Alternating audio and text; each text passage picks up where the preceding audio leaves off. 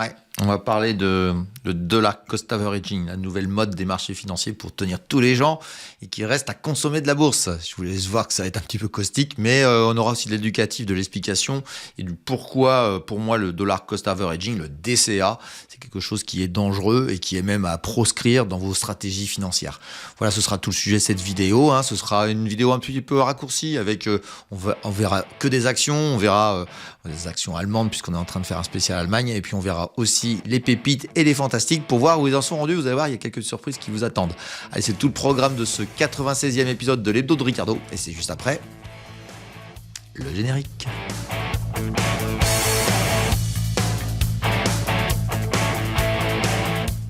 Bienvenue sur Fondamentalement Bourse, la chaîne des investisseurs qui veulent reprendre le contrôle. Et aujourd'hui, on va prendre le contrôle d'une méthodologie, d'une méthode qui est apparue il y a pas si longtemps que ça, qui s'appelle le DCA, le Dollar Cost Averaging. Et je vais vous expliquer ce que c'est très rapidement, mais c'est très simple à comprendre. Mais surtout, je vais vous expliquer la psychologie qu'il y a derrière et qui fait qu'à mon avis, et c'est vraiment un combat que je mène avec quelques-uns, mais on n'est pas nombreux, que je mène contre cette stratégie qui est une stratégie extrêmement dangereuse pour votre fortune et peut-être même aussi pour votre et surtout pour votre infortune. On verra qui est-ce qui va gagner le plus dans cette histoire et vous devinez déjà qui va le faire. Mais en tout cas, ce qui est important, c'est peut-être pas spécialement d'aller tirer à boulet rouge sur l'industrie, mais surtout de pas toujours écouter ce que certains marketeurs font. Vous devez reprendre le contrôle de ce que vous devez faire sur les marchés financiers et au moins, si vous avez des manquements, des erreurs, des pertes, que vous sachiez au moins pourquoi vous les avez faites, mais là, c'est sûr, là, vous ne saurez pas. Allez, c'est parti pour cette vidéo. On aura aussi tout un pendant très intéressant sur les valeurs qu'on a étudiées avec les abonnés qui ont mis des valeurs allemandes. Vous verrez que c'est intéressant de voir que sur ce pays qui est vraiment gigantesque, il y a des dossiers, des perceptions qui sont parfois pas tout à fait bonnes, mais bon, c'est aussi l'objectif que je recadre parfois si vous êtes positif puis que moi je le suis pas. Et puis on aura les pépites, vous allez voir qu'il y a des choses très intéressantes. Et je vous réserve une petite surprise parce que tout simplement la newsletter est relancée et si vous n'allez pas la voir ce week-end, vous allez être déçus parce qu'il y a un truc qui va vous apparaître très rapidement, mais j'en dis pas plus si vous voyez ce que je veux dire. Et puis là c'est le week-end Black Friday, c'est le week-end absolu puisque vous avez les promotions sur les deux sponsors que sont Investing et puis Zone Bourse.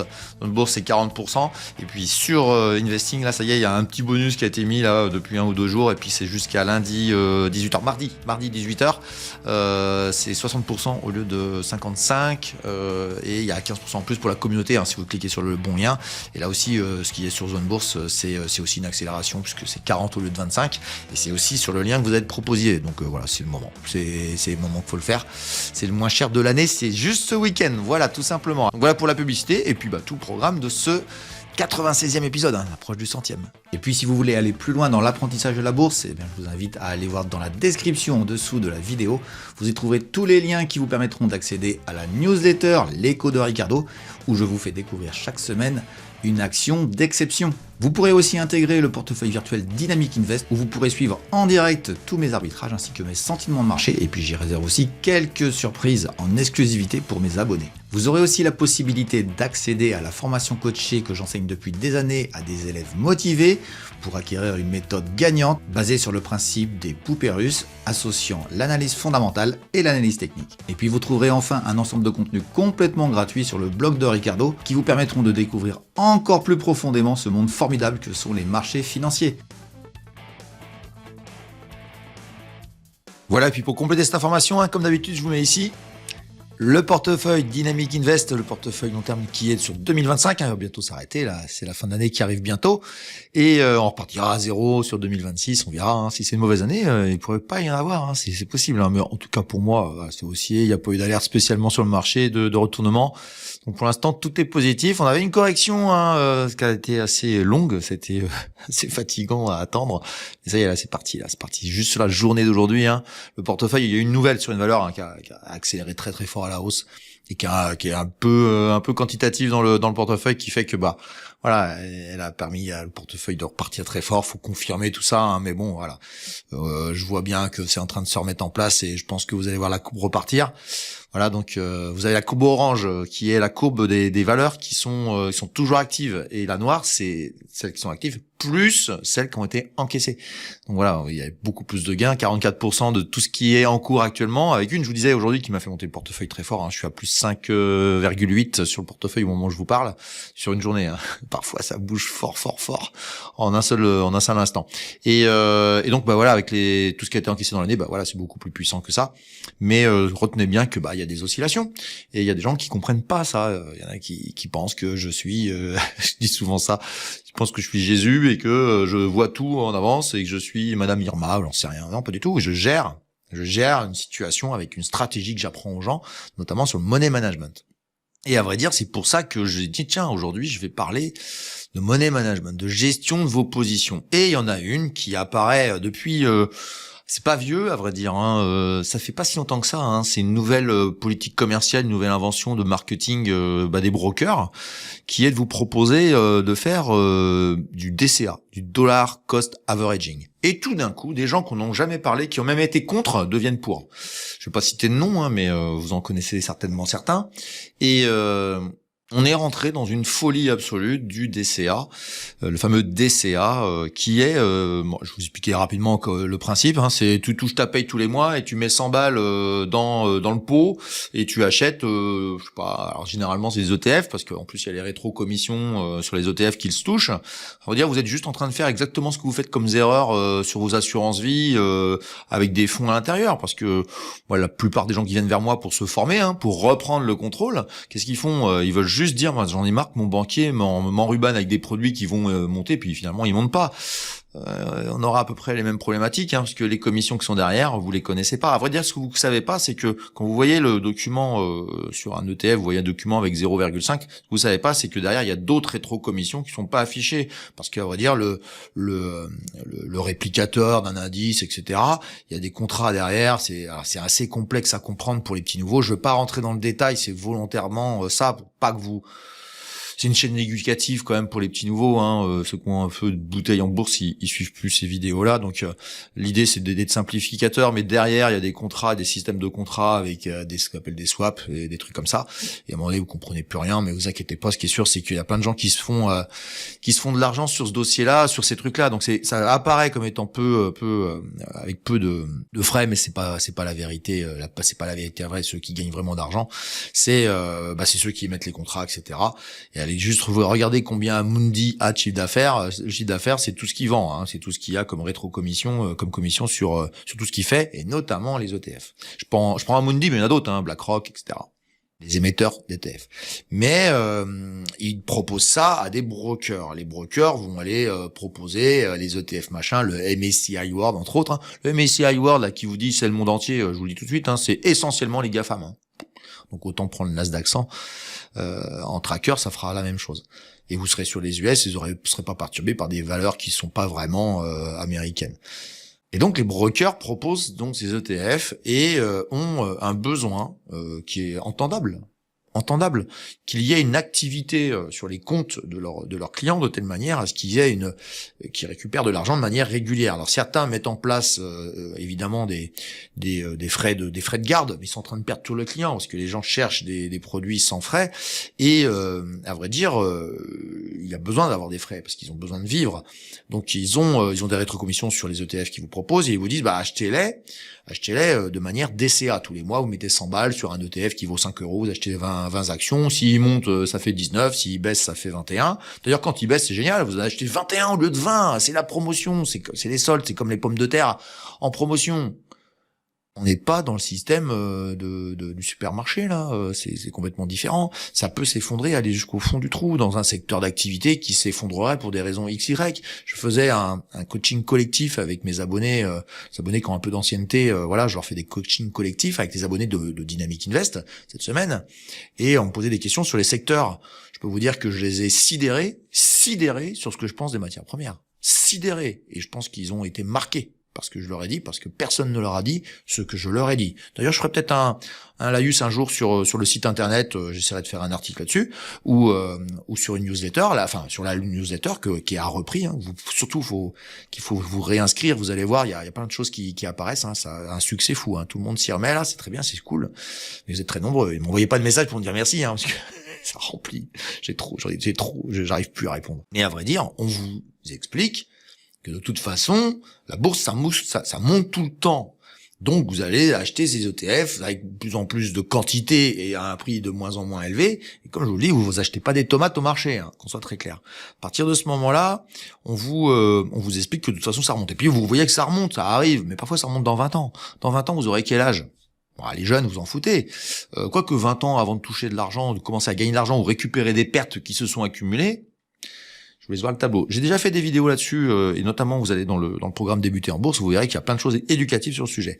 Mais on va aller insister énormément sur la suite des événements. Le dollar cost averaging, c'est une méthode simplifiée, MEF, à la simplification, à l'ultra simplification, et là, on est en train de vous vendre de l'ultra simplification, automatique, systématisée, où on vous propose même des programmes d'investissement automatiques. Vous cliquez une fois et tous les mois, ça va faire le travail que vous lui avez demandé. C'est robotisé. Ok. Je vais juste vous dire une chose, et vous allez vite comprendre pourquoi c'est une catastrophe. Vous avez bien compris que celui qui fait fortune, hein, comme la petite vignette vous le proposait, celui qui fait fortune, c'est le broker, mais à la limite qui gagne de l'argent sur un truc qui est positif, bienveillant, etc., c'est très bien. Sauf que là, on a quand même un gros souci. C'est que quand vous faites ça, à un moment donné, vous éteignez votre ordinateur et vous y revenez pas. Me dites pas que vous allez... c'est un peu le syndrome de la salle de sport. Vous avez payé 1 an de salle de sport, vous y allez 3 fois, et puis la fois d'après il fait trop froid, la fois d'après le vélo il est crevé, la fois d'après la voiture est au garage, puis la fois d'après vous y allez plus. Et puis finalement vous avez été 3 fois et vous avez payé un abonnement pour 1 an. C'est exactement la même chose. Là par contre, vous mettez l'argent tous les mois. Et vous regardez plus. Sauf que la bourse, faut être dynamique. C'est pour ça que je vous parle de dynamisme. C'est pour ça que je vous parle qu'il faut rester en veille. Alors il y a le super dynamisme, il y a le moyen dynamisme, il y a le un peu dynamisme. Mais il faut faire quelque chose. Il faut être en surveillance. Il faut observer. J'ai vu une valeur la semaine dernière. J'en ai vu une en Suède qui a perdu 80% de sa valeur en 2 jours. Moi, je la suivais de loin, mais j'étais pas fan. Poum, elle s'est fait exploser 80% de sa valeur. J'ai une valeur qui est en Allemagne, puisqu'on est en spécial Allemagne depuis la vidéo précédente, qui s'appelle Abo Wind, qui est une valeur qui était appréciable. Mais je trouvais que ça se dégradait sur cette valeur-là, donc je l'avais éloignée de mon environnement, mais je la surveillais.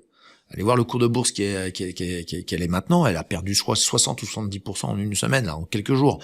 Si vous n'êtes pas alerte sur le sujet, vous allez perdre des fortunes phénoménales. Et ne croyez pas que parce qu'un ETF vous fait un mélange, un gloubi-boulga de différentes actions, que vous êtes protégé. Ça descendra juste moins vite.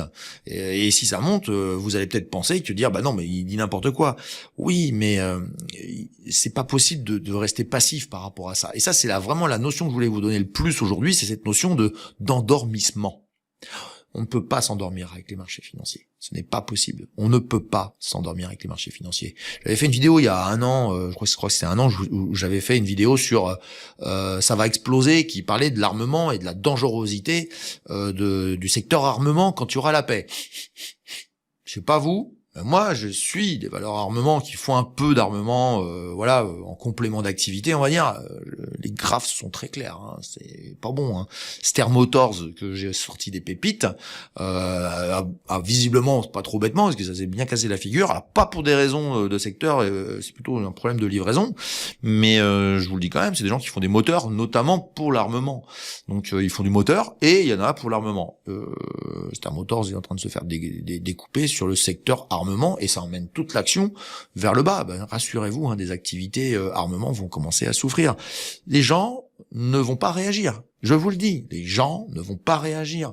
C'est à chaque fois pareil. On a des drames boursiers très réguliers sur des valeurs pépères. Non, mais ça se cassera jamais la figure. Mais ça, c'est Dunning-Kruger. Tu penses que tout ce que tu penses sera ce qui se passera. Mais une entreprise qui traverse les siècles, ça existe quasiment pas. Saint-Gobain, c'est la plus vieille. Mais une entreprise qui survit à un siècle d'aléas divers et variés, il y en a pas beaucoup. Il y en a très peu. Elles se rachètent, il y a des OPA, elles se transforment, etc. Il y en a qui survivent, mais très peu. À partir de ce moment-là, si vous n'êtes pas dans cette idée-là d'être actif et de croire que dans 20 ans, vous aurez fait x100 en ne regardant rien, vous faites une grave erreur. Alors évidemment, vous allez me dire, oui, mais bon, de toute façon, le Nasdaq, il monte tout le temps. Ouais. En 2000, il montait tout le temps. On a eu un marché haussier de 13 années. De 87, du crack de 87 jusqu'à 2000. 13 années. 13 années. Et après, il y a eu un effondrement de 83, je crois que c'est 83% entre le haut et le bas. Je peux vous dire que quand on est en haut, c'est hyper haussier, tout le monde est haussier, c'est qu'une correction. Hein. Puis non, c'est une catastrophe qui arrive et qui se pointe à nous. À vrai dire, 83%, que ce soit clair, hein, vous réfléchissez bien à ce que ça représente, mais c'est une division à peu près par 6. Par 6. Et c'est reparti, c'est revenu, c'est repassé au-dessus. Oui, mais dans 25 ans, vous serez où? Parce que nous sommes 25 ans après, à peu près à 25 ans après ce pic qu'il y a eu sur les valeurs du Nasdaq. Donc à partir de ce moment-là, vous devinez bien que l'espace-temps dans lequel on est, il est très très relatif. Non, il faut rester actif. Alors vous allez me dire, ouais, mais je vais faire du DCA en étant surveillant. Oui, mais qu'est-ce que tu vas faire? Tu vas écouter un mec, et dès que ça va, les marchés baissent, à chaque fois ils font la même chose. Ils vous disent, t'achèteras plus de quantité, de toute façon t'inquiète pas, le marché de toute manière haussier de manière absolue. Et vous savez quoi, le jour où ils vont commencer à voir que ça se casse la figure, ils vont dire, ouais, non mais il faut savoir sortir. C'est plus du DCA. Donc soit ils sont d'accord avec eux-mêmes tout le temps, soit ils sont pas d'accord avec eux-mêmes tout le temps. Moi, je connais à peu près la réponse. Mais ça, à la limite, c'est pas grave. C'est à vous d'être intelligent et de dire, ok, mais qu'est-ce qu'il me raconte? Est-ce que tout le monde est d'accord avec ça? La réponse, elle est non. On est, à mon goût, je vais pas les citer, mais si, je peux les citer, hein, Julien, Rod et moi, on est anti ça. On est anti ça. Et c'est curieux, nous sommes des vieux, des très vieux sur les marchés. Et plutôt connaisseurs. Plutôt même très bons connaisseurs. À partir de ce moment-là, vous en faites ce que vous voulez. On est peu nombreux, mais celui qui dit envers et contre tout, et surtout contre l'industrie financière, c'est qu'il y a quand même quelque chose qui se passe par rapport à ça. Moi, j'ai pas de frustration, hein, je vis très bien sans les brokers. Voilà, si j'ai un sponsor un jour qui s'appelle un broker, je ne ferai jamais une vidéo dans l'autre sens. C'est clair, je le ferai jamais. Sinon, on se sépare. Mais ainsi va la vie de l'influence de l'industrie financière sur des influenceurs qui vous influencent vous. Et qui ont des connaissances très limitées. Vous savez, le meilleur influenceur de l'année 2024, c'était un prof de géographie, 2 ans avant. Donc je vous laisse voir le niveau qu'il avait de finance. Il peut apprendre, il n'y a aucun problème, tout le monde peut apprendre. Enfin, il a quand même pas l'expérience de certains qui ont plutôt des décennies que des années d'expérience. Et à partir de ce moment-là, faites attention à la source et essayez de creuser vraiment pourquoi celui-ci serait mieux, pourquoi celui-là serait moins bête. Et puis il y a tous les gens qui vous donnent le sentiment que ça réussit, puisque il y a évidemment des comptes sur Twitter, etc., des faux comptes, etc., qui racontent n'importe quoi, mais ils sont créés par ces gens-là. Le marketing de la désinformation, il existe vraiment. À partir de ce moment-là, il faut vraiment comprendre ça. Mais le DCA, hormis le côté endormissement, qui est une psychologie catastrophique pour les gens, vous avez aussi ce problème de moyenne, c'est-à-dire que vous moyennez. Vous moyennez, on va dire que vous oscillez. Vous allez être dans la moyenne, un coup vous allez être un peu au-dessus, ça gagne, et un coup vous êtes un peu en dessous. La psychologie, et je le vois dans Dynamic Invest des gens, parce que ça me permet de me recoller à des tout petits nouveaux. Je vois les comportements toujours les mêmes, et j'entends toujours les mêmes comportements quand je fais mes coachings. C'est quoi? C'est ça remontera bien. Ça, c'est une catastrophe d'entendre ça. Ça remontera bien. Mais ok, mais si ça baisse, tu vends, et puis quand ça ira plus bas, tu rachèteras, tu éviteras une partie de la baisse, c'est déjà ça, ce sera déjà bien. Puis peut-être qu'à un moment donné, tu vas l'oublier, puis tu vas voir que elle continue à baisser. On a des cas en France, que je vous disais, des boîtes soi-disant canons, etc. Téléperformance, moi j'ai cru à 80, autour de 80, 180 euros, autour de 80, entre 100 et 80 euros, voilà, excusez-moi, j'ai cru que c'était vraiment la fin, et ça a tenu un certain temps, donc j'avais techniquement vu les choses, j'ai trouvé que c'était valorisé, etc. De nouvelles mauvaises nouvelles sont tombées. C'est parti, je crois que c'est à 70 ou même 60 euros. Et là, par contre, je suis très très inquiet pour la suite, pour ce dossier-là, parce que là, ça devait tenir et repartir, et ça repart pas. Donc, Et c'est très mauvais. Et à partir de ce moment-là, moi, j'avais tenté, j'avais acheté sur ce niveau de 80 qui m'intéressait. Et quand j'ai vu que ça cassait, vous pouvez aller voir dans le graphique. À un moment donné, il y a une bougie, vous la voyez, bim, j'ai dit, ok, c'est bon, c'est mort. Il y avait une news à côté, je sors. J'ai quasiment rien perdu. À partir de ce moment-là, moi, tout va bien. Vas-y, continue à baisser. L'opération, mais il y en a un qui va remonter, qui va repartir. Bah, vous avez vu dans Dynamic Invest, j'en ai une là qui a accéléré vraiment très très très fort. J'ai pris le point bas et boum, le lendemain, news. Bah, j'ai de la chance. Ça arrive d'avoir de la chance. Mais entre nous, il faut être dynamique, il faut mettre du graphe, il faut apprendre le graphique, il faut avoir au moins des bases sur le sujet, de telle manière à pas, voilà.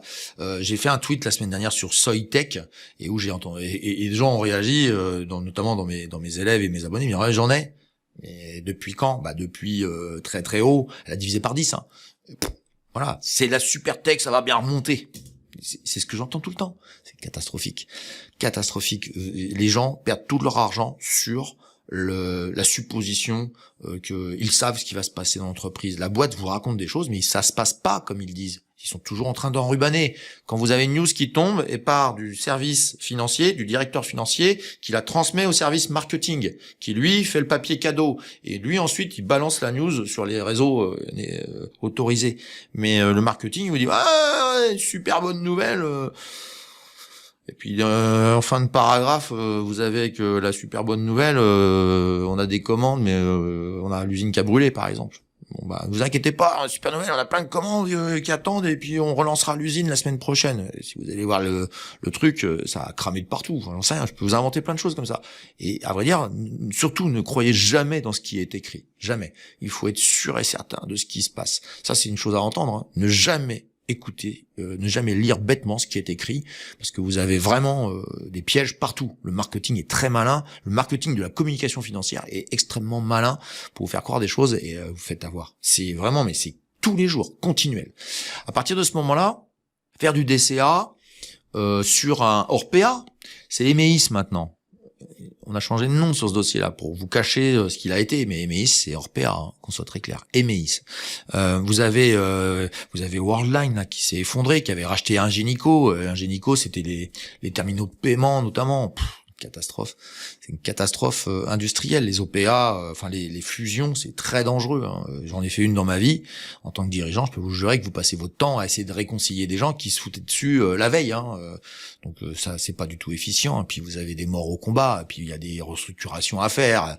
Il y a des systèmes informatiques à reconnecter les uns aux autres ou à déconnecter les uns des autres. Enfin, si vous passez votre temps à faire autre chose que de faire du business, à vrai dire, avec une boîte qui fusionne, bah c'est le cas de Worldline. Voilà, c'est la catastrophique. Les fusions intéressantes, les absorptions intéressantes, c'est des boîtes qui sont très très habituées à le faire. Moi, je pense à LVMH, ils sont très bons là-dedans. D'ailleurs, ils en font pas beaucoup en ce moment. C'est peut-être pour ça que le dossier il a baissé et qu'il rebondidouille là. Mais je vois pas trop où est la news. Ou alors, il y a une news que j'ai ratée, mais moi je vois pas du tout le dossier évoluer par rapport à ça. Vous avez donc un effet moyennant qui parfois monte. Ah bah ça monte, tu vois, j'avais raison, ça va continuer. Quel est l'argument? Vous n'en avez aucun. La plupart du temps, je dis pas tous, il y a des gens qui savent très bien ce qu'ils font. Je vois bien dans ce qu'on me propose comme valeur que les gens, il y a de l'intelligence là-dedans, mais pas tout le monde. Il y a énormément de gens qui m'écoutent et qui entendent rien. Et qui entendent rien parce que ils y connaissent rien. Et moi, j'ai pas de problème avec un fleuriste. Il sait choisir les fleurs. Moi, je vois des jaunes, des rouges, des vertes, et lui, il sait quel type c'est, comment les associer, etc. Super. Formidable, chacun son métier. Et aujourd'hui, il y a des gens qui achètent des actions parce qu'ils croient en un truc ou un autre. Qui est-ce qui m'a parlé que sa femme voulait absolument acheter du Nokia parce qu'elle adorait les téléphones Nokia? C'est un de mes élèves. Catastrophique. On achète son frigo et son garage. On veut acheter du Renault et du Danone. C'est absolument catastrophique. Parce qu'on veut investir en bourse, mais ça se passe pas comme ça. Il faut apprendre, il faut structurer son raisonnement, arriver à un niveau d'achat qui vous paraît intelligible, et puis à un moment donné, peut-être sortir. C'est ce que j'essaie de vous apprendre à travers les pépites, à travers les fantastiques, de voir un petit peu des univers de temps différents. Sur les pépites, c'est un peu plus dynamique. Sur les fantastiques, ça l'est beaucoup moins. Voilà, à partir de ce moment-là, vous en faites ce que vous voulez. Si vous voulez aller encore plus loin, vous avez le portefeuille dynamique qui vous amène des choses beaucoup plus dynamiques. Puis il y a des choses aussi un peu plus investissement, puis des choses très très court terme. Vous avez un peu de tout, à vrai dire. Mais au moins vous vous éduquez et vous apprenez. Moi, combien de fois j'ai eu des gens qui sont venus me voir en me disant j'ai perdu 50 000 euros, et je leur dis prends Dynamic Invest, et ils me disent ouais mais 99 euros c'est trop cher. Là tu viens de perdre 50 000 balles et payer 100 balles un mec qui est normalement pas trop bête, ça te gêne.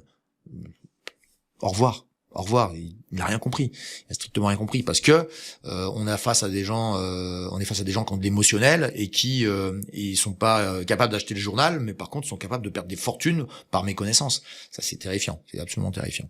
Donc le DCA est la combination de ça. Et écoutez bien, très simplement. Vous n'y connaissez rien, mais je veux vous capter. On va se mettre du côté du broker. Ils y connaissent rien. On va leur créer un truc simplifié, facile, qui protège. Regardez les stats passés.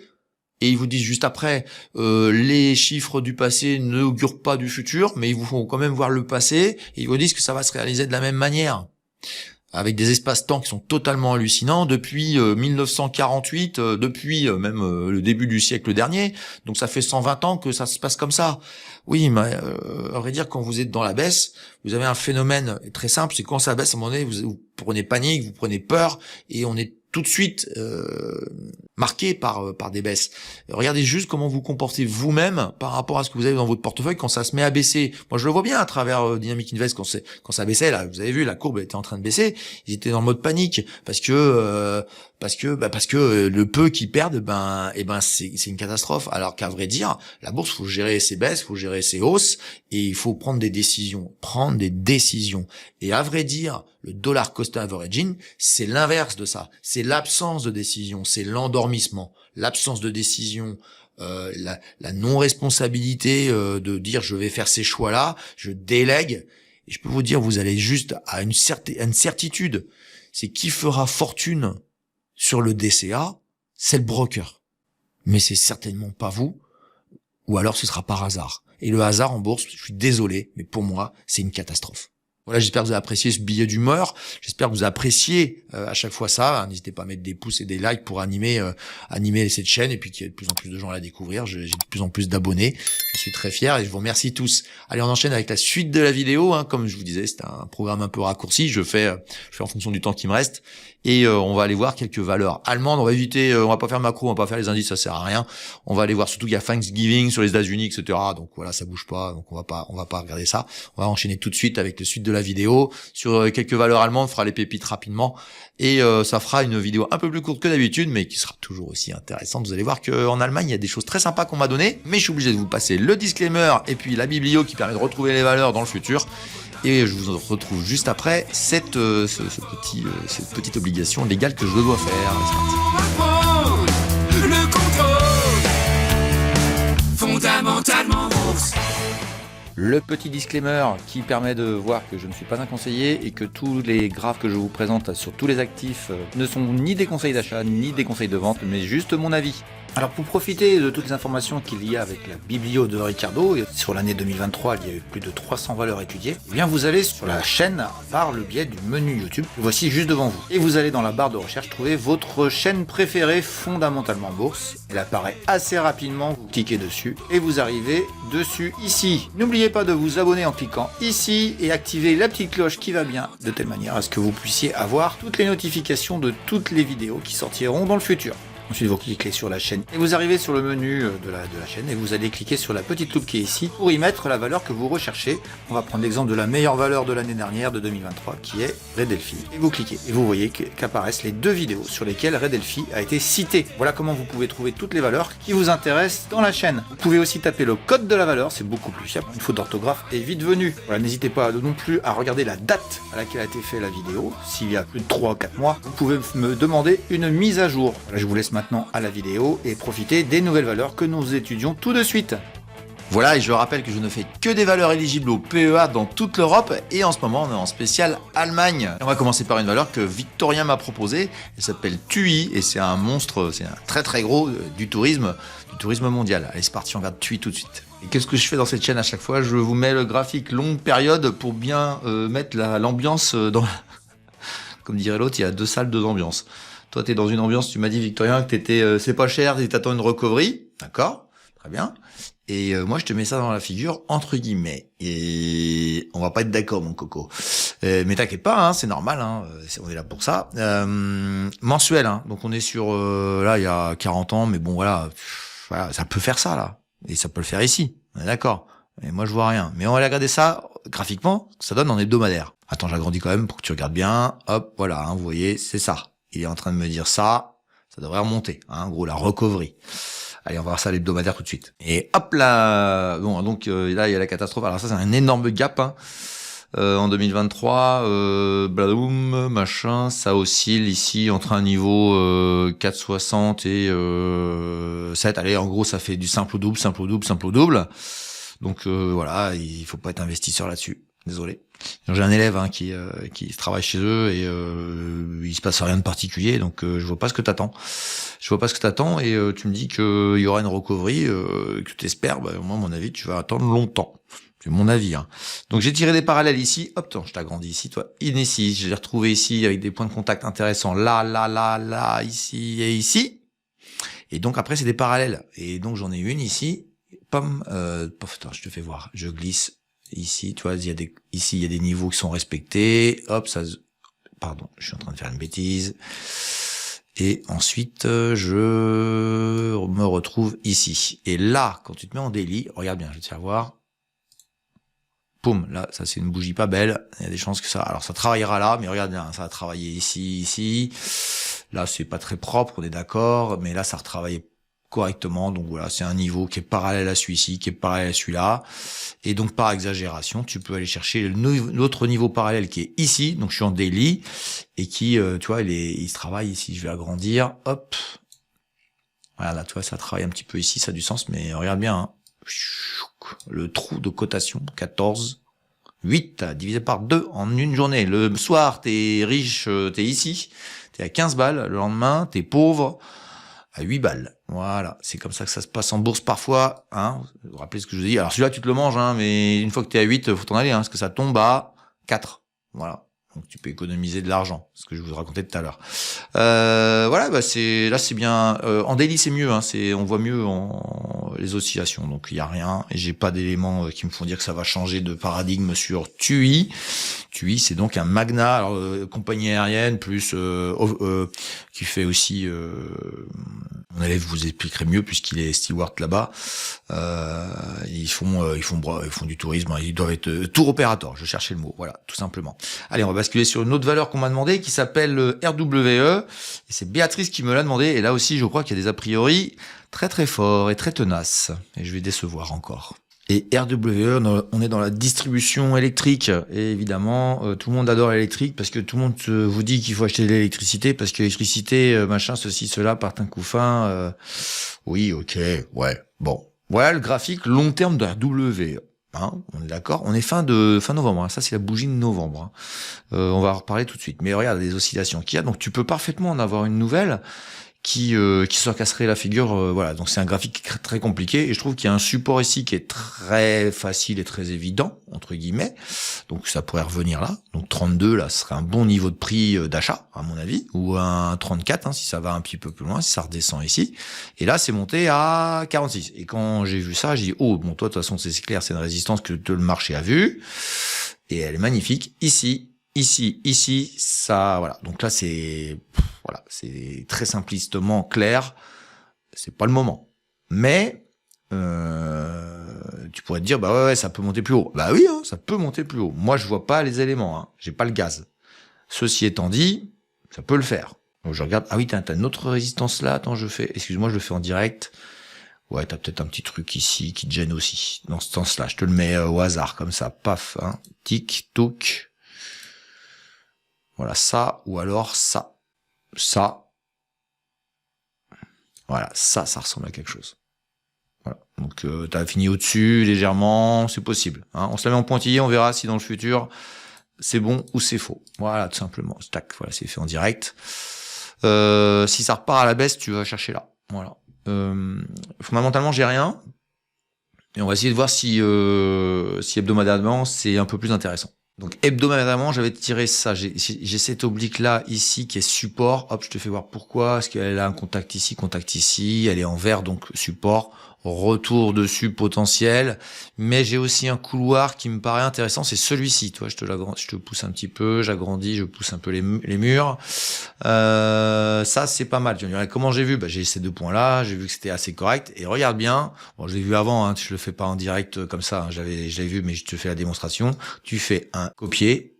Je rappelle que tout est sur Zone Bourse, hein, un des sponsors de la chaîne. Et tu le mets ici. Voilà. Hop, non, regarde, encore mieux. Hop, tu glisses. Et tu le mets ici. J'ai dupliqué et j'ai un double couloir. Donc ça respecte le haut à Pouillet-Mesquemont. Voilà, tiens, pif, nickel. Et ça touche là, avec un débordement. Donc là, t'es bien cadré. Donc moi là, quand je suis en hebdomadaire, je suis plus positif que avec le mensuel. Mensuellement, ça va rebondir ça. Ça va pas aller tout de suite là. Donc c'est possible que le mois de décembre tu remontes ici, tu vois, et puis que ça gigote là-dedans pour casser.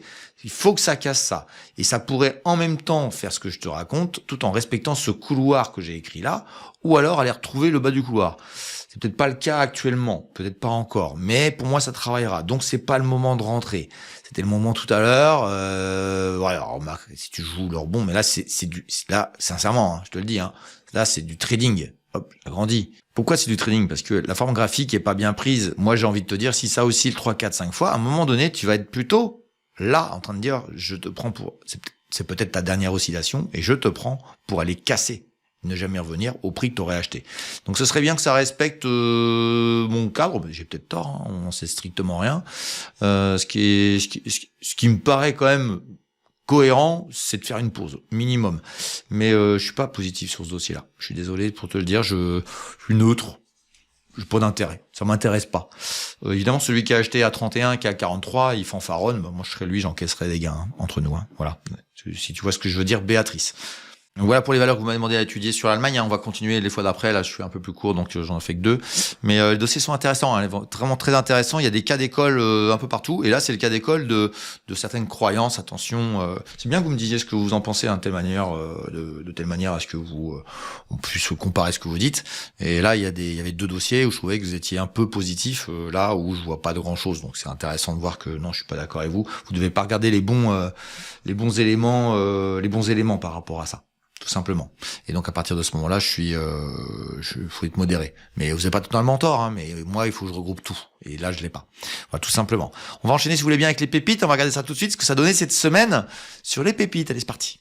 Allez, non, on va commencer par les fantastiques. On va regarder ça tout de suite. Et qu'est-ce qu'on voit sur les fantastiques cette semaine? Regardez bien, plus 9% sur Flatex, ASML plus 8, plus 6, plus 4. Voilà, quasiment rien n'est rouge. Il y a juste Dove qui a fait une petite baisse, tout simplement. Donc c'est quasiment le score parfait. Et ce qui fait qu'on a un mois qui est rouge, faiblement rouge. Ouais. Et c'est Dove finalement qui est la meilleure. Vous voyez, hein, c'est un peu reverse par rapport à ça. Et puis le bandeau investing là, la promo, je vais pas vous le refaire. Black Friday, c'est maintenant qu'il faut faire les abonnements. C'est là le moins cher de l'année. Et là, c'est sûr et certain, là c'est le moins cher. Mais ça dure que jusqu'à lundi, hein, lundi soir, hein, lundi 18h je crois. Donc dépêchez-vous. On va aller regarder le graphe tout de suite. Et donc le graphe, on est en rebond de didouillette. Allez, on va aller voir un peu plus près, parce que là on voit pas très bien. Ah oui, si, beau rebond, de l'ordre de 3-4% quand même hein, sur la semaine. Donc on est en train de distribuer. Allez voir si on va aller chercher de nouveau le plus haut historique qui est ici à 180 000 euros de plus-value, puisque je vous rappelle que le portefeuille, c'est un portefeuille, il y a 10 000 euros par ligne, donc ça fait sur 12 valeurs, 120 000 euros, etc. Ça fait 139% sur une année, depuis le 1er janvier 2020. Et on va finir l'année plus ou moins. Tiens, on va regarder sur l'année si on va finir positif. On est actuellement à 168 et il nous faut faire 157. On est légèrement positif. On n'a rien foutu sur cette année sur les fantastiques.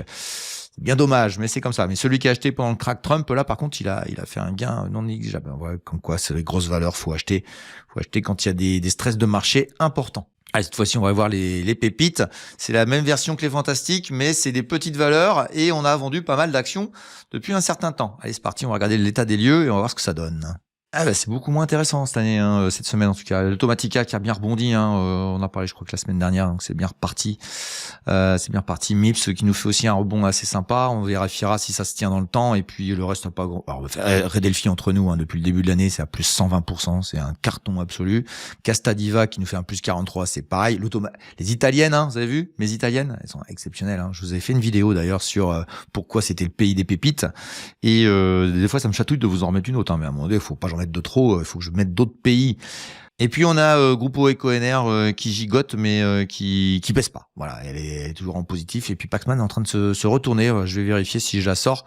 Mais entre nous, voilà, ceux qui font un peu de trading, il n'y a pas de souci par rapport à ça. Ce que je vais vous dire aussi, tiens, on va aller voir le graphique, ce que ça donne. Je rappelle, hein, les oranges, c'est les positions en cours toujours. Et avec la noire, c'est les plus-values en supplément. Donc on est toujours à plus 35. On a l'air de vouloir partir, ouais c'est ça, plus 35, plus 40. Et on a l'air de vouloir partir entre guillemets vers battre le Nasdaq encore une fois. Bon, c'est pas gagné. Donc voilà, j'en ai terminé avec les pépites. Hein. C'est stable, ça bouge pas, ça arrive, il y a des moments comme ça où ça ne bouge pas. On arrive en fin d'année, donc on fera le bilan de tout ça et puis on tirera le point. On va faire pas mal de vidéos qui seront intéressantes. Hein. Voilà, je termine sur cette vidéo un petit peu plus courte que d'habitude. J'espère que vous appréciez le contenu, toujours aussi intéressant. Et puis je vous le dis comme ça, newsletter, hein, je vais vous envoyer dans ce week-end, je vais vous envoyer une newsletter. Je vous la vois, allez, je vous la mets lundi matin avant l'ouverture. Je vous envoie une nouvelle pépite, une pépite allemande, une valeur totalement inconnue que vous connaissez pas. Et c'est pour tous ceux qui vont se connecter à la newsletter. Et puis je vous retrouve évidemment sur ce programme qui s'appelle Débuter en bourse, qui est pour les petits débutants pour découvrir la bourse et pour mieux la comprendre. Et vous allez voir, c'est très éducatif, c'est totalement gratuit. Et puis vous avez ici une vidéo qui vous dit qui je suis, d'où je viens et si je suis tout simplement compétent. Et je vous souhaite tous un bon week-end et je vous dis à bientôt pour une nouvelle vidéo. Ciao ciao.